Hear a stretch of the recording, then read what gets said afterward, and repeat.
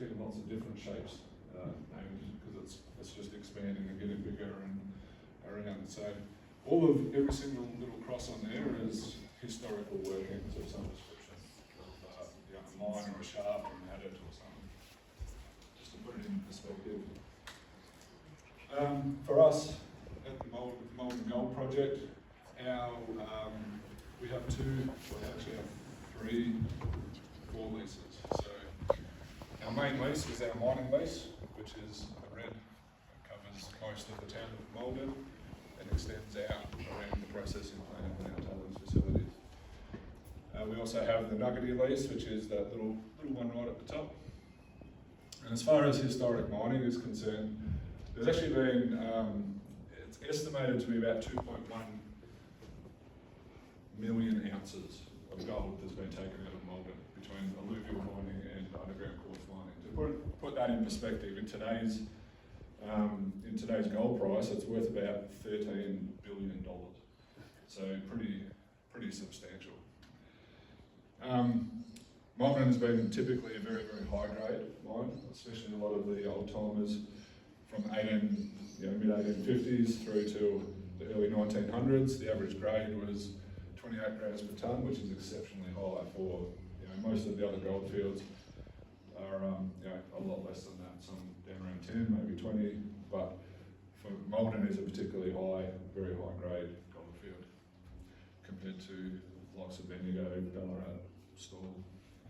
And there's multiple lines of lode, so there's like a repeating reef structure that goes all the way through and just repeats over and over and over. So a lot of the old timers back in the day would be digging the shafts. Every single red dot on here is a main shaft. Minor ones are in the yellow, and there's lots and lots and lots and lots and lots. You guys are all locals and know how much surface workings are around Maldon, up in the Maldon Historic Reserve. It's everywhere. This is a bit of a long section of the actual Maldon goldfield. So we have Nuggety Reef to the north, then have the Eaglehawk Reef, which is where the Union Hill open cut mine is, and then we have a decline which runs all the way under town, all the way down to the Alliance South, which is down in behind the men's shed. A lot of you can see these little crosses, the black lines, they're all historical shafts that were mined from 1850s through to the early 1900s. Deepest of which is the German mine, which is about 700 metres deep, and that was mined up until I think 1912, when they mined through into an underground aquifer and flooded and couldn't get on top of it. But with their old leather pumps, couldn't keep it dewatered, so they pulled out. Our decline is about 2.5 kilometres long from one end to the other. It's fully permitted. We keep it dewatered. The mine water that we pump out to keep it dewatered, we use in the processing plant, and it's 100% recycled. What we don't use in the processing plant, we donate to what's known as the Nuggety Water Group, which is a group of about 40 farmers. Some of you may be part of that group here, out in the Nuggety, on the other side of the Nuggety Ranges, and there's about a 45-kilometre water network that delivers that water out to them.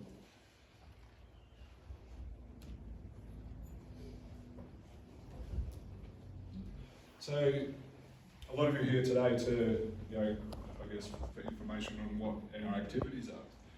We've been in Maldon, as I said, since 2021. We've been processing ore predominantly from the A1 mine, which is up in between Jamison and Woods Point, so about 350 kilometres away. And we've also, in the last 12 months, started processing ore from another 5 mines around Victoria. So the processing plant's what we call a toll treatment plant. So we're actually licensed to take ore from pretty much anywhere in Victoria and process it on other people's behalves. So I've been doing a little bit of that.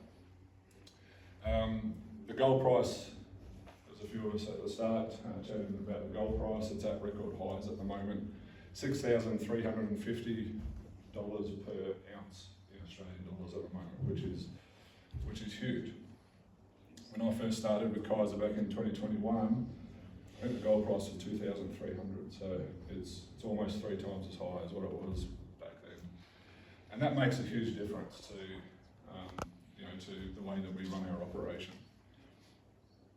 The A1 mine has typically been a high-grade mine as well, but because it's so far away and because it's so deep, it's very, very expensive to mine it. So because of those and a few other reasons, we've decided to close that mine down. And that's, we're still trucking the last remnants of ore from there over the next week or so, but from there, that mine will be put into care and maintenance. So we now shift our attention solely to Maldon. And our attention has been on Maldon for the whole time as well. We just haven't been doing an enormous amount. Some people might have heard that that the mine has been in care and maintenance, and that's correct. It's been in care and maintenance since the start of 2019, so about 6 years. But that doesn't mean that it hasn't been operational. So we've had to maintain our license, our mining license. We have had to keep the mine operational, keep it dewatered, keep the vent running. We actually have to undertake mining on a yearly basis, or the government can take our license away. So that work's been ongoing, and there's been quite a lot of surface works over the years happening at Union Hill as well. So the next, I guess the first stage of really putting Union Hill back into full operation is it's a 2-part sort of project. One, because the gold price is high. A lot of the malachite to the west of the Union Hill mine and to the north up here, that was placed there during the late 80s and early 90s as waste, is now a grade that is worthwhile processing. So we're starting to reclaim that material now and process it through the plant. The other part of that project is all mining companies must have a very thorough rehabilitation plan, which basically steps out everything that needs to be done before we walk away from the assets. So that rehabilitation plan for us means basically demobilising all plant, all equipment, and returning the land back to essentially very, very close to what it was before mining started there, which is a fairly large undertaking. Part of our rehabilitation plan is that all of this material here has to go. Some of it can go into the pit, but if we're going to move it from here into the pit, we might as well move it from here to the processing plant, and that pays for the rehabilitation, and that pays for the restart essentially of the underground mine. So at the same time as that we're maintaining our assets and keeping in production, we're also rehabilitating part of and progressively rehabilitating part of our lease. So what that means is as we remove the mullock, we'll actually be bringing in topsoil, we're bringing in chip bark, making it all very, very nice, planting trees, native trees, working hand in hand. I see Bev's here from the Maldon Urban Land Care Group, working very close with Mulga to make sure that we're planting the right trees and not bringing in invasive species. So very important, very something that we're very committed to is making sure that we get our rehabilitation right. We have just this week started drilling the malachite. So to know exactly what's in the malachite, we need to do some pretty extensive sampling of it. We need to know exactly how much is there, and we need to know, I guess, where the bottom is so that we can plan how we remove it and how long it's going to take us, and also understand the financials of it as well. So the drilling program isn't going to be very long. It's only going to take 2 weeks with all things going well, and then it'll be done and dusted, and then we're into only reclaiming and rehabilitating. Can I just ask a question on that? So Sure. that 2 weeks of drilling is for 160 to 240 holes? Yes, that's right. Yes. Dylan, is the rehab ongoing with the No, it'll be progressively. So we're part of our rehab plan is that as we're finished with an area, we rehabilitate it. And sort of bring it back up to a level where it is, as it is. As in What you refer to as rehab. Let's say you have the peak of the hill, let's say. Yep. You're going to be excavating that. That's right. Yes. Well, does it come back to the peak of the hill? No. The peak of that hill was never there. So that hill is a pile of mullock which was created How artificially. far down do you think you'll go? It's about 25 metres high, rough on average. 25 metres down, you. Yeah. And then you start planting and planting. That's right. Right. Yeah. So, and part of the drilling is to know exactly where the bottom is as well. So we know exactly how to plan and how to reclaim that. I noticed behind Maddie's place you have this great vertical wall. Yep. Are we going to be seeing something like that along Reef Street? Along Reef Street?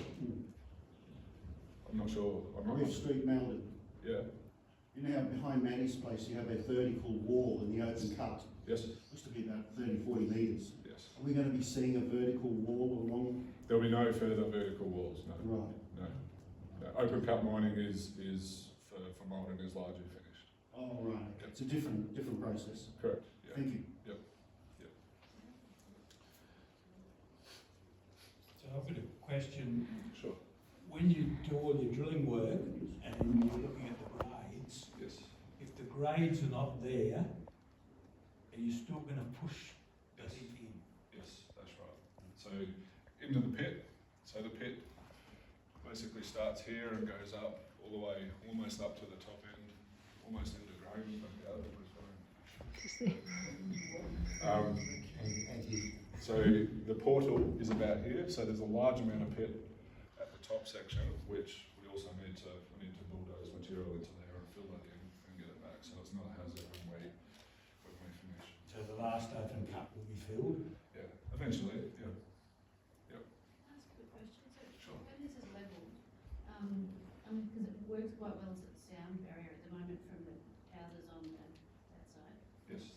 I'm guessing there'll be a lot more noise. Not necessarily, because once it's levelled, all activity up the top there will be finished. So the only activity will be underground and inside the actual pit. There'll be trucks going in and out. There will be trucks coming in there. Yes. Yep. As far as the reclaim is concerned, we're planning on leaving a fairly substantial bund wall through the outside. So we hope that and potentially putting a noise panel fence across the top of it. So that will essentially serve very similar or even better noise barrier to what we've got at the moment. And just on what in that area, are you confined to where your fence is? Like for example, on the western side of that tallest part of the heap, Yes. there's some crown land in there. Would you be No. playing a part of rehabbing that at all? Well, it's possible that we could. It's not on our agenda at the moment. So at the moment, everything that's within the fence essentially is what is on our work plan, on our approved work plan. So if we were to go outside the fence to do additional rehabilitation, we'd need to get approvals for that. So, but if there's further Very work, fast funnel of water through there. If you're doing works, it might be a good opportunity to okay, slow it down since you're there in the opportunity. sure. If something we can discuss, absolutely. Yep. If we'd like to discuss that further later, that's absolutely. Yep. Yes. And I'm just trying to visualise what it's going to look like. So what you're saying now is it's 25 metres high, Yes. and that hill was never there. Correct. Was a hill ever there? Over the open pit area, it was a hill, and then it sort of came down to natural ground level down here, where the houses are. So you're going to get rid of the 25 metres right back down to, Back down to natural ground. so natural ground is, you've got an idea of what natural ground level is. I don't know, what is natural ground level? It's the ground level that was the ground that was never mined before. Okay. Are you talking about the Stump Street kind of side, or No. are you talking about the Grigg Street side? The Grigg Street So side. you're going to get rid of that hill that's a new hill? So that's the Oh, Grigg we're Street. going to hear so much more noise, because that's really unsettling. That whole ridge that goes along, so is the house that's closest to the mine down on the left, the black house. Yes. So the level of ground that's at that property there will now just be level straight across to the mine. There'll be a bund wall left there to Can you stop describe what that noise. looks like what height and? Probably the same height as what it is now. So if that's the hill, we'll cut it back there to leave that. So for all intents and purposes, the view from those houses won't change. At some point in time, at closure of the mine, it all has to go. It's actually, and we're legally obliged to remove all of that. Is closure of the mine something that you're planning for? We have to plan for it, yes. We're legally obliged to plan for closure. We have a closure plan. It only needs to be enacted though when we close. So it's not a date. It's a set of actions that we have to go through to make sure that we return the assets back to a position that's both safe and amenable for the public. So was there a bond on that, and was that transferable? Is it gone from owner to owner? Absolutely, yes. So it's still sitting there? Yeah, so that money, I guess the closure plan is fully costed out, and that money, the government holds that money in a closure bond to make sure, because there's some companies, some mining companies, there's commodity cycles, and some companies in Australia have gone bust and walked away, and that's very unfortunate. It paints a bad picture for the mining industry, but the government holds the money in a bond for that occurred. So has that gone up in value? Yeah. It goes up. It goes up. It's always reassessed. Yep. That's a normal government process. So the drilling goes on for 2 weeks, and Yes. then how long do you anticipate before you leave? As in the hills or the, Until we leave completely. yeah. I hope that it's many hundreds of years. That'll be underground though. Yes, it's all after this is gone. It's all underground. Can I just, very quick, sorry, this has obviously got quite a lot of questions around it for people. Your community engagement plan and some of the documents, obviously there's a lot that isn't included in them, but is that something that's available, which would be answering quite a lot of this stuff, that people can be directed to? We're updating our community engagement plan at the moment. Yeah. So we actually have what's called an ERC, an Environmental Review Committee, which there's a couple of members from our review committee in here today. And that also includes the Resources Victoria, ERR, who are basically the mines inspectors, the EPA, Golden Murray Water, Mount Alexander Shire, and Parks Victoria. So they're all members of our Environmental Review Committee, and they essentially act as representatives of the community as you guys. So they attend quarterly meetings, and we go through a lot of that information. So, is that community, where do they communicate and how do we hear from them? How do you hear from the? Given there are representatives. Could I name you as one of our representatives? Okay, so I'm Beth Phillips from Maldon at the Land Camp. Mulga actually has a seat on the Environment Review Committee now, but I was previously a community representative, and there are, I'm not sure how many other community reps on the committee. It's about 5 or 2, 6. 3, 4, 5. Yeah. Anyway, so yes, we get to hear about what the plans are in detail and where it's going. I guess it's not up for us to then provide published community information. It's really up to Kaiser to do that, and I think they're really been trying to do a good job about that. Hence today's meeting, for example. So yeah, it's just we don't have, as a community rep, I will speak for the moment, we don't have the responsibility of providing official communication out to the community. Obviously, if people talk to us about it, ask us questions, we set them straight if need be, or explain or update them. As a Lowther Street resident, we're concerned about how much noise from explosions are we going to hear in Lowther Street, in that area. I'll get to that a little bit in a minute, but for the time being, we have no plans for any explosions, any explosive use. I might just get back to the presentation. That might actually answer quite a lot of people's questions, and there'll be plenty of time to ask further questions towards the end. Okay.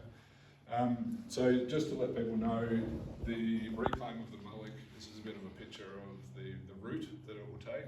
We're reclaiming from this area at the moment, just behind the council yard.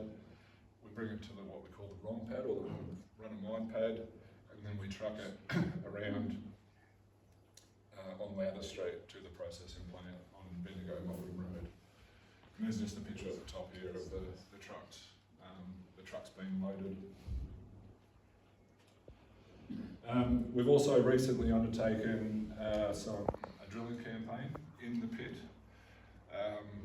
at Union Hill, and this is not for the intention of restarting open pit mining, but it's to understand the extent of the Eagle Hawk Reef that was mined from the pit. So there is, the Eagle Hawk Reef is substantially large. It runs, from well north of the Union Hill pit through Union Hill all the way down, and actually the South German reef is actually an extension of the Eagle Hawk Reef. So it's very, very long, and it's also very, very deep. So at South German, they were mining at 700 metres deep. So the pit is, how deep's the pit? Do you mean from the top over? Yeah, about 40 metres. Yeah, 40 metres. So it's only the top 40 metres was mined from the open cut. There has been some deeper mining from shafts in the old days, deeper than that. But what we're trying to do is understand the extension of that Eagle Hawk Reef underground that we can then potentially mine underground. And these are some of the drill hits, the drill holes that we've done in that campaign. And we plan on doing more drilling coming up into the future from underground, so from inside the decline. So this is a picture, just to give the perspective for everyone, that on the left here is a picture of the Union Hill decline, exactly where it travels underground. At the surface, it enters at the bottom of the pit, which is already about 40 metres underground, and travels about 2.5 kilometres down here behind the men's shed. At the point, at its lowest point here, it's about between 300 and 350 metres deep. So just to give a perspective of the extent of that. Over the next, starting in January, we're going to be doing what we call rehabilitation of the decline. So the decline has been there for the top section at least for at least 30 years, and it needs some maintenance before we can safely do work inside it. So we'll be replacing a lot of the mesh, a lot of the shotcrete to make sure that it's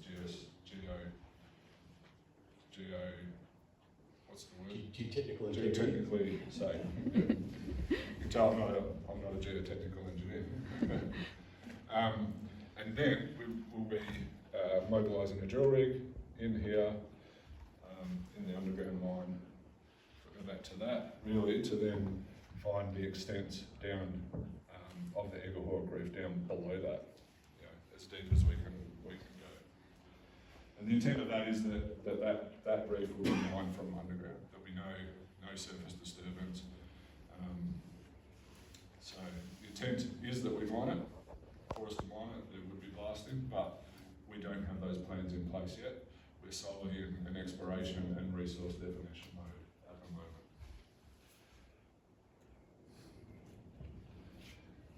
moment. Another project that we have just started to kick off is up at the Nuggety mine. It's a very small mining lease up on Jones Track in the Nuggety Ranges.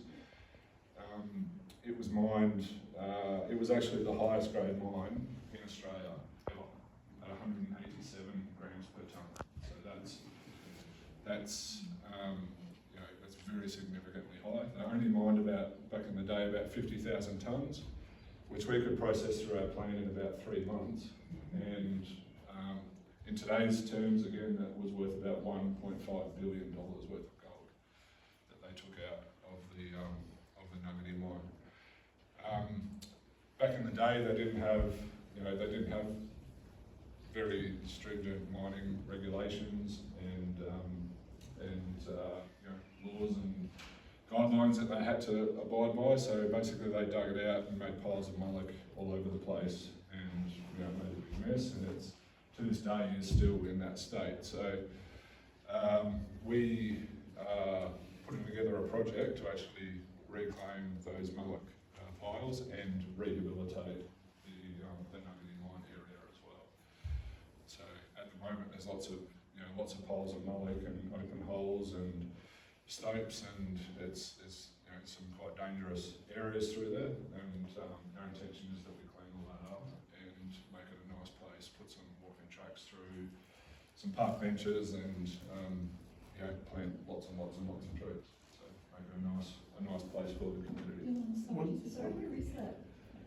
So that's just north of Maldon. If you go up, north of the Union Hill mine, go up Davies Lane. That'll take you to basically onto Jones Track up near Darkey's Hut. Everyone knows Darkey's Hut. Yeah. Was it your drilling rig at Darkey's Hut? Yes, yes, it was. Yeah. So you'd be accessing that along Church Street or Reef Street? Sorry, say that again. You'd be accessing that along Church or Reef Street? No, we'd be accessing that from Nuggety Road, so from the north side. That road's treacherous to get up to there. Yes, we have. There's a lot of work to do in this project. We need to make sure the access was far better than what it is. Jones Track itself is actually an illegal road that shouldn't be there. So, and don't drive on it if you don't have four-wheel drive. So, When are you starting that project? oh, we don't know yet. We're still in the early stages of that project. Phil, apart from the reclamation of this, are you planning to drill from the Union Mine northwards along that route? Yes, possibly. Yeah. But that's a way off, isn't it? Yeah. I'll talk about our exploration program in just a minute. Yeah. In fact, I'll talk about it right now.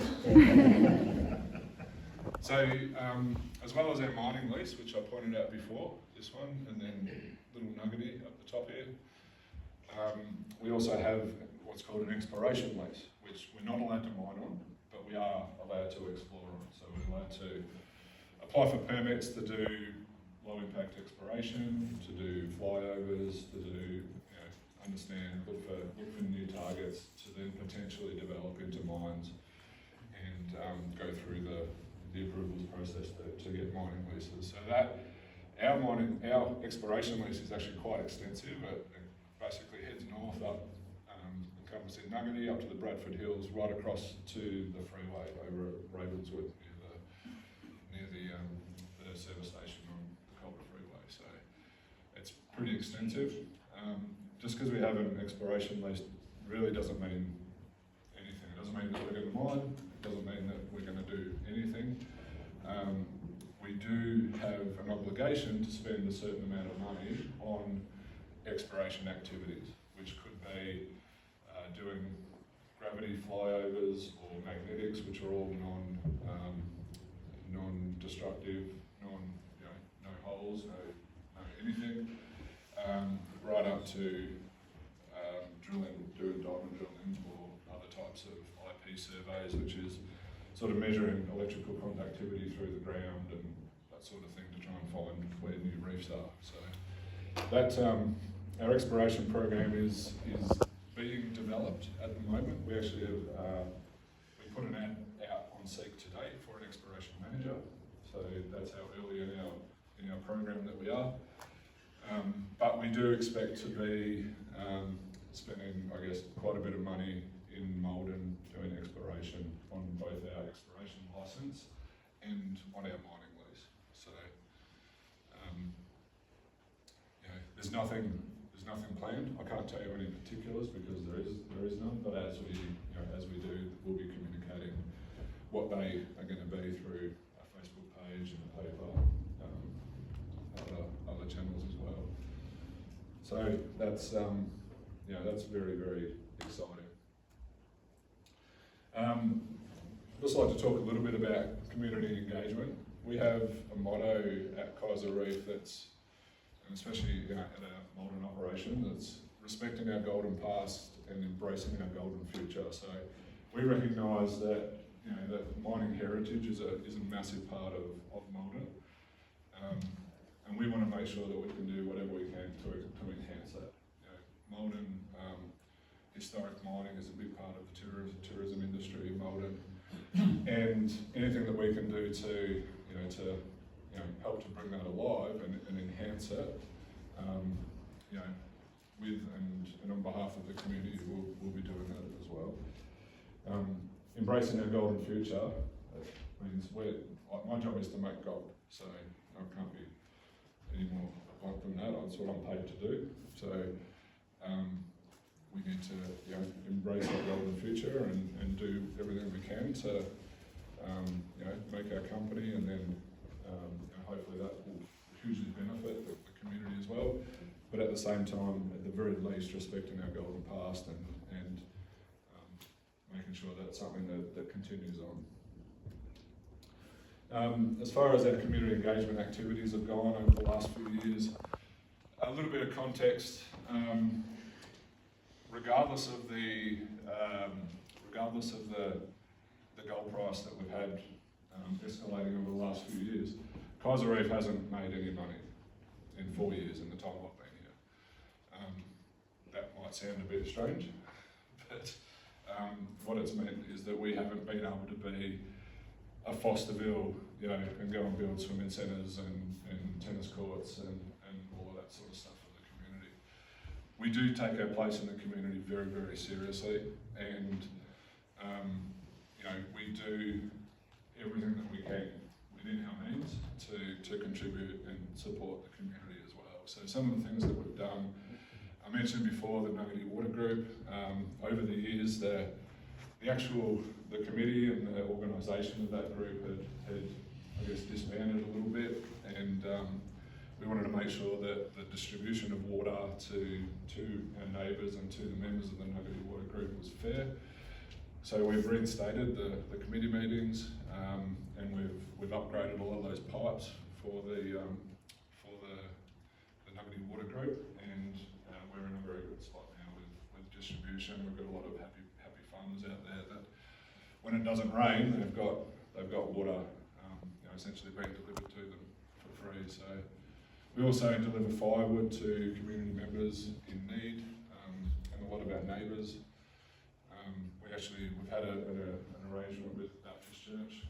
We don't know who in our community is in need, but they have a very clear idea of who it is. So we provide the muscle and the wood, and they help us to identify those people that need that help. Recently we had a community auction, which was very well supported by the community and attended, for our colleague and the Maldon Fire Captain, Sean McCubbin.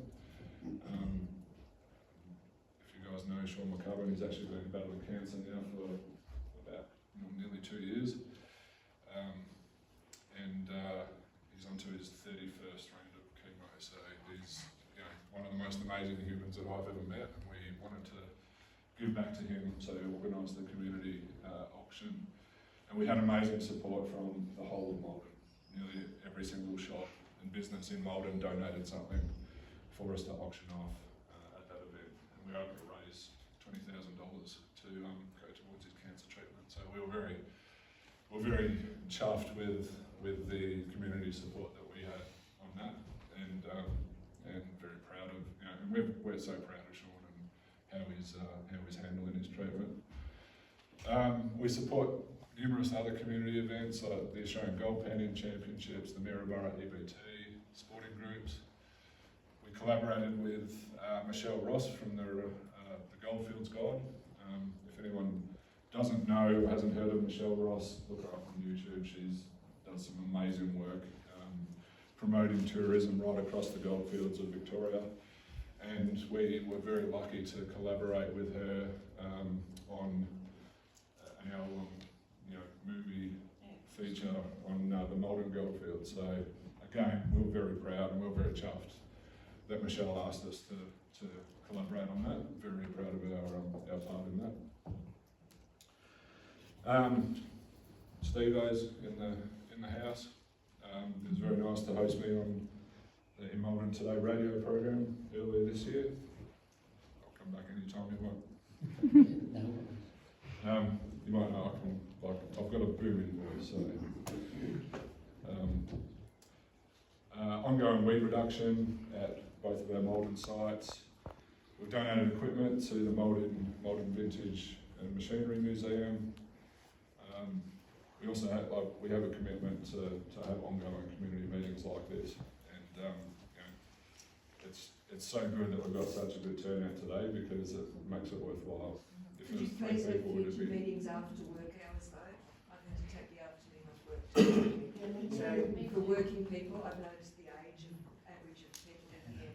There'll be a lot of others who'd like to come but are at work today. So we'll take. it'd be really nice to have a mix sometimes. We'll take that on board. This time, we really we chose the day, and then the Maldon shopping spree is on this afternoon, so we have to make sure we didn't clash with that.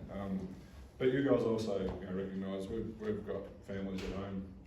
We want to be home with our families too. So that would be once off. Yeah. So it's not a huge time out of your Yeah, family. we'll take that on board for sure. I think that this is obviously, and you are obviously making big contributions to the community. And this is going to be very beneficial in many ways. I think one of the key things is that a lot of people haven't been aware of it because either they're not on Facebook or they haven't heard of these things. There are people who are new to the community, and the time frame has been quite tight. So people may not have been aware that it was happening, and not having access to documentation. Stuff went up on the 25th, and we're having a meeting today. So just even reading through things in time has been a struggle for some people, I'd say, and some people might not have seen the documentation, so can't form questions. But it's not. This isn't a negative statement. It's just getting documents out, having the communication plan ready as soon as possible will be really, really good. And So doing genuine engagement is what you're talking about. Yeah.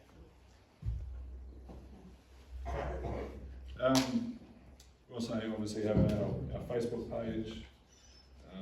If you search on Facebook, Kaiser Operations, you'll find our Facebook page with lots of posts on there about what we're doing. There'll be lots of posts about what we do in the future on there. Excuse me, And is there any chance that can go up on your website? Because a lot of people aren't on Facebook, but if they hear it and they don't want to be, they might engage like the same staff. You think you'd be able to look on your Maldon page on the website and get information? Yeah, everything that I'm talking about here is already on our website. Yeah. So if you go to Is the video going to go up? It just didn't seem. I looked on it and I couldn't find it very easily. would it be possible to have a printed out hard copies put in the Maldon Information Centre? Even if it's behind the desk so people can go and ask for it. that's a good idea. Because if that's Consider pushed that. out, Thank you. We also have a planned project that we're looking at. One of the things we've... I was just going to say, I live right on the line. I looked on their website today and there's whole documentations. I looked on my phone, it's there, if you can read it all. Because I was worried about this too. And yes, I agree with the Facebook bit. I'm sure they can come to some sort of amenable compromise. So I need to give him a bit of room too. I'm trying to hear him because it's important for me. I understand about you worried about the information. Can we listen to him? Because it's really important I hear this because I'm right on the edge. Thank you. I just wanted to have a go. John, just one final question from myself. If I, you know, I'm in 47 Reef Street. At the moment, I look up at trees. What am I going to look up? What am I going to see when you're finished? Your site won't change at all. That won't change. Right, okay. Thank you. And when that's, I gather that's for most of Reef, yeah? Correct. Yep. We're also looking. One of the things that we've noticed is Maldon's predominantly a tourist town now. It has, and people come here to see the mining heritage, but there's not. You can go to one of the places, and there's not the information there present to look at and read about all of the historical mining areas. So we're starting a project.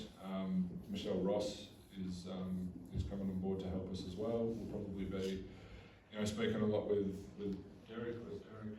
Yep, Derek. We're willing to go and put signs up and pay for signs. We don't have all the information though, so we need a bit of help to make sure that what we're putting up for people to read about these places is correct. We're not just making it up. So Yeah, there used to be one where the big, dredge was, a really informative sign that, I don't know, maybe 5 years ago or something, it disappeared, but. Yeah, I've heard that there has been different signs in the past and they've been taken or destroyed by vandals, and so I don't know if we'll be able to make one that give people electric shock if they try and take it off. But we're planning on doing something in that space. So. Dylan, will you work with Parksvik on that? Yeah, Parksvik is another key stakeholder for sure. Yep. Just a little, I just want to have a little discussion about our environmental monitoring program. So, obviously, with any activities that we take place, there is risk such as noise and dust and water contamination that is possible. Because those risks exist, we have very, very, very stringent guidelines and legislation and laws and licence conditions that we have to meet. Very willingly, I will make note of that to make sure that we don't do any damage to the environment. So we do significant surface water sampling. We do water sampling of the South German Dam as well. So that's a community asset that we both, we fill it up essentially. So we supply the water for that, and that's the main fire water usage area for the CFA in town. So we make sure that that's topped up, and we do monitoring of that. We monitor local creeks, and we monitor all of our donated water that we donate to the Nuggety Water Group and the South German Dam. We have, I think, 16 or 17 water monitoring bores, so groundwater monitoring bores that are located around our sites to make sure that we're not contaminating the groundwater that we sample on a monthly basis. We have dust monitoring both on site and numerous places around town as well. We have noise monitoring both on site and off site at both of our sites, and obviously monitoring and controlling the weeds. So we have very, very, very stringent conditions that we need to abide by, and we need to do that monitoring regularly. All of that information is reported in our quarterly ERC report. And as I said, the ERC committee has members including a lot of community members and Earth Resources regulators, EPA, and other regulatory bodies. So there's lots of stakeholders that we need to keep in the loop and make sure that we're doing everything that we need to be doing. Just curious, you're monitoring water and groundwater and so on. Yes. What are you monitoring for? What processes are you using in your mining process? So we monitor our groundwater and surface water for all heavy metals. So for arsenic, copper, iron, a couple of other ones. We monitor for cyanide. We use cyanide in our process. We monitor for in the water that we send to South Germany. We also sample for E. coli and coliforms because it's a source of water that the community can be exposed to. So there's no source of those contaminants in our water, but we make sure that what's going in there is safe for the community. So yeah. That's the same question for the dust monitoring, so what do you, dust the same thing? Yes. You monitoring does like, what you find, just the presence of dust or the, We do both. So we monitor for the presence of dust, and there's dust limits that we need to adhere to.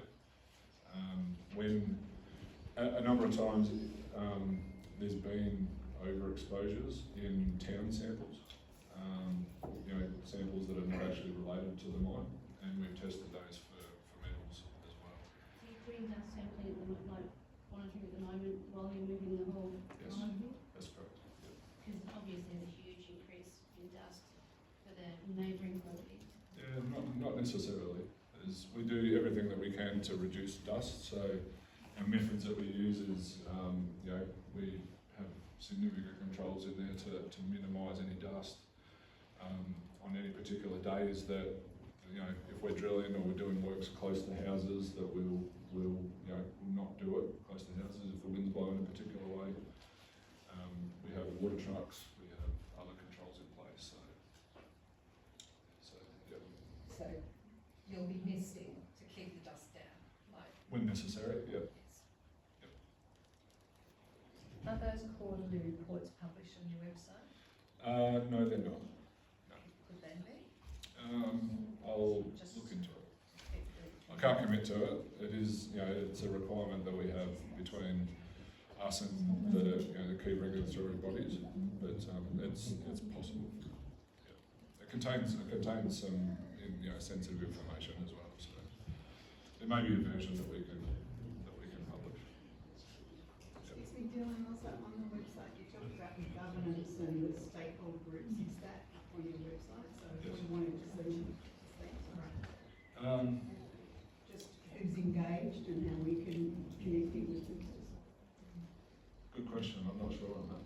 I'm not sure what we have. We certainly have our environmental policy up on our website. I'm not sure to what detail that goes into, whether it actually states which.